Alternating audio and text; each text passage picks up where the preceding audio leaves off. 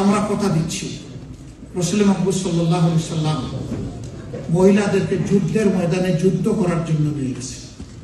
আমি তো একটু আগে একজনের কথা বলেছি, আল্লাহ রাসূল কোনো যুদ্ধে এমন যাননি যেখানে তার একজন বিবি কমপক্ষে তার সঙ্গী হন। যুদ্ধের মতো ঝুঁকিপূর্ণ জায়গায় যদি আমাদের মা বোনেরা অংশগ্রহণ করতে পারেন, তাহলে সমাজের কোন জায়গাটা আছে যেখানে তারা অংশগ্রহণ করতে পারবেন না? তারা করবেন আদবের সাথে, সম্মানের সাথে। সমাজ বাধ্য হবে দুটি জিনিস তাদেরকে দিতে, নিশ্চিত করতে। একটি তাদের নিরাপত্তা, আর একটি তাদের ইজ্জত। এই দুইটা দিতেই হবে। আমরা ইনশাআল্লাহ যদি এই সুযোগ পাই, মাদেরকে বাড়তি আর একটু সম্মান করবো, যেটা হবে তাদের প্রতি ইনসাফ।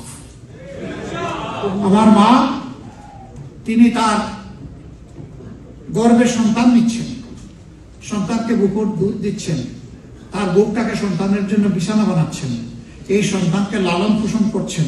আবার তিনি ক্ষেত্র বিশেষে একজন পেশাজীবী হিসাবে দায়িত্ব পালন করছেন। আমারও 8 ঘন্টা, তারও 8 ঘন্টা।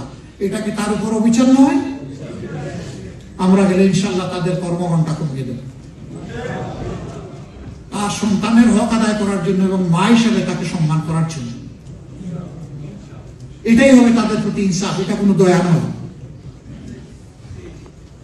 ইনশাল্লাহ আমরা যদি 8 ঘন্টার জায়গায় তাদের জন্য 5 ঘন্টা করি, তাহলে মারা এতই সিনসিয়ার, এতই কমিটেড, তারা চিন্তা করবে যে সরকার যে দেশ আমাদেরকে সম্মান দিয়েছে, আমাদের উচিত 8 ঘন্টার কাজ 5 ঘন্টায় সেরে দেয়। মানুষকে যখন সম্মান দেওয়া হয়, তখন সেই মানুষটা পুরুষ হোক মহিলা হোক, তার সমস্ত যোগ্যতা উজাড় করে এই সম্মানের প্রতিদান দেওয়ার চেষ্টা করে।